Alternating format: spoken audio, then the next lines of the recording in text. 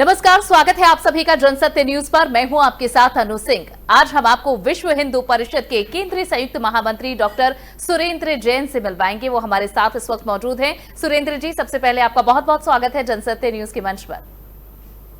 धन्यवाद जी।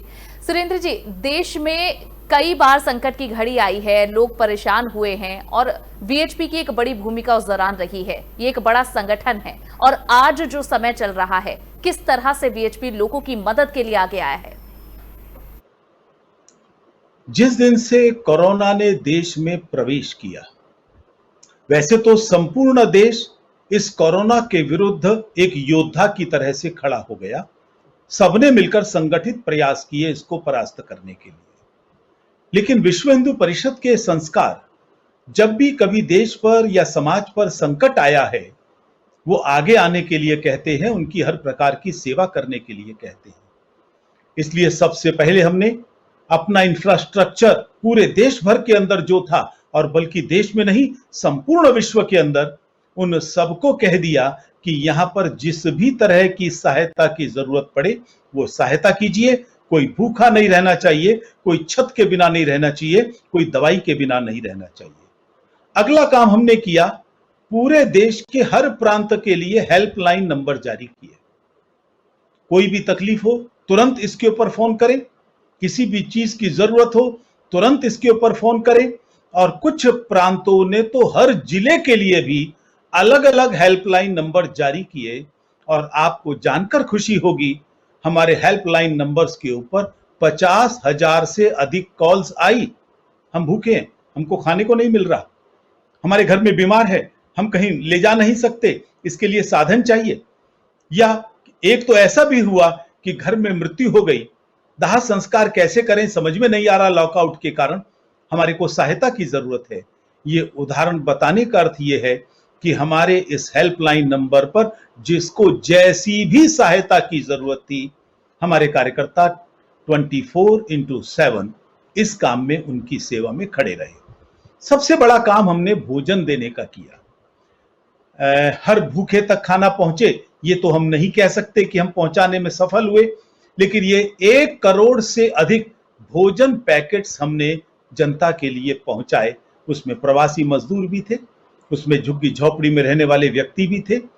और आपको जानकर आश्चर्य होगा, हम कश्मीर में उपस्थित नहीं है, लेकिन कश्मीर घाटी के अंदर भी हमारे कुछ कार्यकर्ता एकल विद्यालय के, जो उन्हीं के समाज से आते हैं, वहां पर भी बहुत बड़ा सेवा का कार्य। क्योंकि सेवा करते समय न हम पंथ देखते हैं, न जाति देखते हैं, न बिरादरी देखते हैं, न उसका धर्म देखते हैं। जिसको जरूरत है वहां तक सेवा पहुंचे, ये हमने प्रयास किया है। लगभग 1 लाख कार्यकर्ता इस काम में लगे रहे। पूरे देश के अंदर 1 लाख से अधिक कार्यकर्ताओं ने इस काम को किया है। और भोजन पैकेट्स जो हमने दिए, 1 करोड़ से अधिक रॉ फूड भी हमने दिया, लोगों को पका सके। 1 हफ्ते का पूरा भोजन एक सामान्य परिवार के लिए जितना हो सकता है उतने पैकेट्स बनाए गए। कहीं चावल ज्यादा थे, कहीं आटा ज्यादा था, जहां जैसी जिसकी जरूरत और परंपरा है उसका ध्यान हमने रखा। और लगभग 10 लाख इस तरह के भोजन पैकेट हमने उन लोगों के पास पहुंचाए।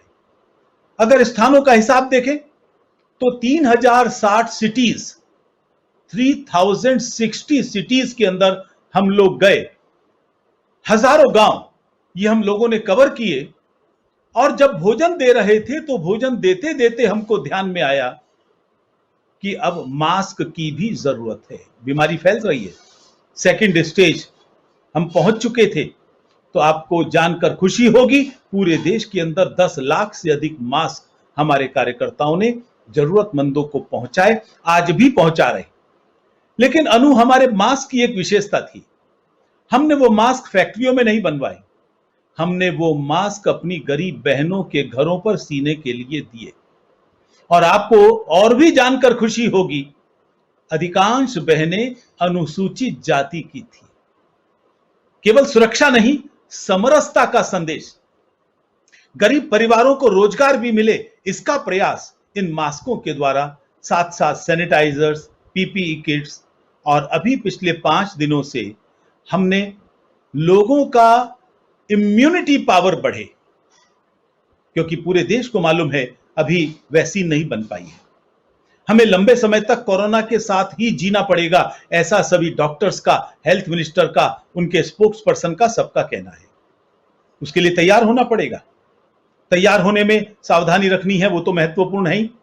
हाथ धोना चाहिए, साबुन से 3-4 बार धोना चाहिए, सैनिटाइजर का प्रयोग करें, मास्क का प्रयोग करें, डिस्टेंसिंग रखें, आदि आदि।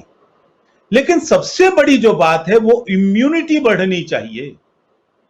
आखिर घर में 3 लोगों को कोरोना हो गया, 2 लोग बच गए, क्यों बच गए? बार बार टेस्ट आने पर नेगेटिव आए, सिर्फ इसलिए उनकी इम्यूनिटी पावर स्ट्रांग थी। हमने पहले काढ़े बांटे, लेकिन अब गर्मी के मौसम में ध्यान में आया कि काढ़े के कारण से थोड़ी दिक्कत आ सकती है, आ भी रही थी, वो भी गर्म बहुत प्रकृति का होता है। तब फिर ऐसी परिस्थिति में आयुष के द्वारा ही दी गई, बताई गई एक दवाई, होम्योपैथिक दवाई, हमने उस दवाई का वितरण अब सब जगह शुरू कर दिया है और उसके बहुत सकारात्मक परिणाम आए हैं। केवल 3 दिन लेनी होती है वो दवाई, उसके 1 महीने के बाद रिपीट करनी होती है, लेकिन उन 3 दिनों में जो परिणाम आए, लोगों को पुराने जुकाम खांसी थे वो भी ठीक हो गए, और भी तरह के वायरस जो हो सकते थे उन सब से बचाव हो गया। गो सेवा करनी है, बड़े स्तर पर आपने कहा कि आप लोगों को राहत पहुंचाने की, उनकी मदद करने की कोशिश कर रहे हैं, ये वाकई हो रहा है तो बहुत काबिले तारीफ है। आपने इस बात का भी जिक्र किया कि जो लोग अंतिम संस्कार की पूरी प्रक्रिया कराना चाहते हैं लेकिन असमर्थ हैं, ऐसे लोगों के भी फोन आ रहे हैं और आप उनकी भी मदद कर रहे हैं। वीएचपी की तरफ से कहा गया था कि कोरोना संक्रमण से जिन लोगों की मौत होती है उनके शवों को जलाना चाहिए, चाहे वो कितने भी, किसी भी धर्म से क्यों ना संबंध रखते हों। आखिर इसके पीछे क्या वजह है? ये हमारा नहीं कहना, ये विश्व के कई देशों का कहना है। जब हम किसी शव का दफनाते हैं तो कोरोना पीड़ित व्यक्ति का शव है, तो वो जो कोरोना का वायरस है वो मिट्टी में नीचे दबा नहीं रहता, वो निष्क्रिय नहीं हो जाता, वो फैलता है जमीन के अंदर। और जब वो जमीन में फैलता है वो कहां तक चला जाएगा? जरा कल्पना करना अनु, वो वायरस अगर पानी का, कि जमीन के नीचे पानी भी है ना, वो पानी के सोर्स में चला गया तो वो कहां तक फैलेगा? विश्व के कई देशों ने कहा, और हमारे भी जो शोध थे वो बता रहे थे कि अगर इनका दाह संस्कार किया जाए, जलाया जाए, तो कोरोना वायरस भी जल जाएगा, वो समाप्त हो जाएगा। इसलिए हमने कहा उन देशों को ध्यान में रखकर कि ये, और वो क्रिश्चियन कंट्रीज हैं, उन्होंने कहा कि हाँ यही पद्धति सबसे उपयुक्त है। जब वहां उपयुक्त है तो केवल तुष्टीकरण के कारण से मेरे देश में नहीं हो सकती, ये चिंतन तो मुझे उचित नहीं लगता। आपकी अलग अलग धर्मों के लोगों से क्या ये जो एक आपका थॉट है, इसे सबकी सहमति मिले, इसके लिए कोई कदम उठाया गया? किस तरह का उनका रिएक्शन था, उनकी प्रतिक्रिया थी? ऐसा अनु, उनसे रिएक्शन लेने की तो परिस्थिति तब निर्माण होती जब हमारे देश के सूडो सेकुलरिस्ट लोग इस कदम का विरोध न करते।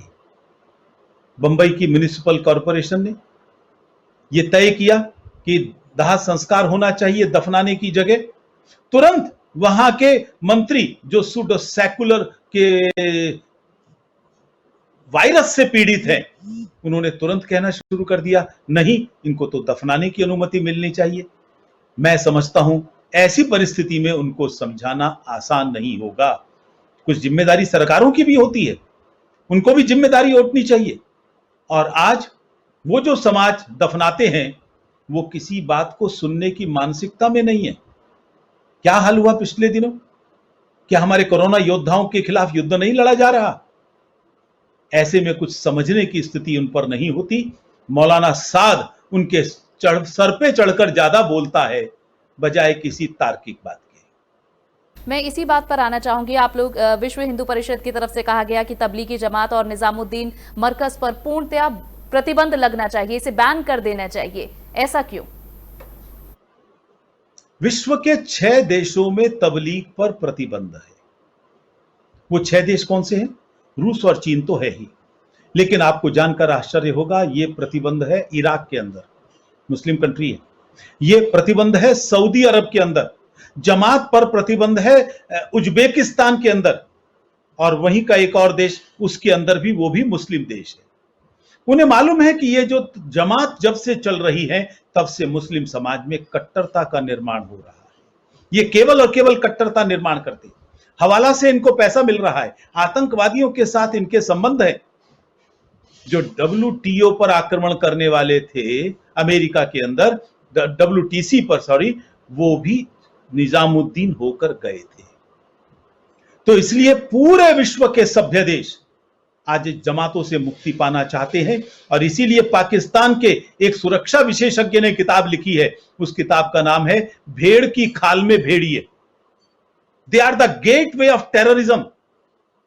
वो आतंकवाद क्या, इस तरह का जो व्यवहार था वो भाग रहे थे। नहीं अनु, बड़ा अनु, एक मिनट अनु, एक मिनट अनु, एक मिनट, पूरी अनुमति के साथ चल रही है, तो आखिर सरकार इस पर कदम क्यों नहीं उठाती? नहीं अनु, एक मिनट, पहले ये तर्क पूरा होने दो। आपने ये विषय छेड़ा है, इसलिए बीच में छोड़ना इसको अच्छा नहीं रहेगा, गलतफहमियां निर्माण होंगी।